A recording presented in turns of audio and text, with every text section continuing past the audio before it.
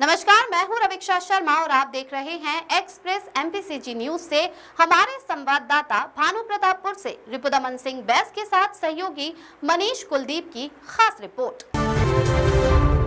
भानु प्रतापपुर में जमीन के अवैध कब्जा करना आम बात हो गया है।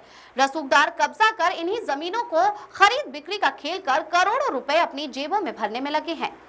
भानु प्रतापपुर में शासकीय जमीन पर कब्जा करना और बेचना कोई नई बात नहीं है। कुछ कब्जाधारी पहले निवास के नाम पर सरकारी जमीन पर कब्जा करते हैं, फिर मौका देखकर उसे मोटी रकम में किसी दूसरे को बेच देते हैं। जी हां, आज हम बात कर रहे हैं दिल्ली रोड स्थित फॉरेस्ट नाका के आसपास की शासकीय जमीनों पर, जहां कुछ रसूखदार व्यापारियों और एक फॉरेस्ट के डिप्टी रेंजर के द्वारा अवैध रूप से कब्जा कर घर व कॉम्प्लेक्स बनाया, फिर बाद में उस कॉम्प्लेक्स को दूसरे व्यापारी को किराए पर देकर उन्हीं व्यापारियों को ऊंचे दामों में बेच दिए हैं।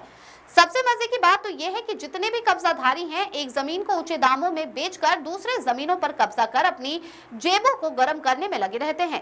गरीबों और अमीरों के दोहरी नीति क्यों? वहीं दूसरी तरफ जब भी कोई गरीब व्यक्ति अपने रहने के लिए कोई जमीन में कब्जा करता है तो नगर पंचायत से लेकर राजस्व विभाग तक इतनी गंभीरता से कार्रवाई करते हैं जैसे राजस्व विभाग और नगर पंचायत के कर्मचारी गरीबों के आशियाने तोड़ने में कोई गुरेज नहीं करते।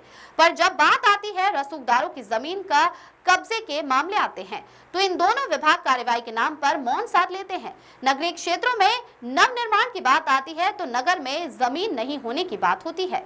ऐसा नहीं है कि अधिकारियों ने बकायदा वार्ड क्रमांक 4 अवैध कब्जाधारियों की दुकानों पर नोटिस चस्पा किया कब्जा खाली करने, लेकिन उनके बाद उन्हीं जमीनों को ऊंचे दामों पर बेचे जाने की बातें भी सामने आ रही है।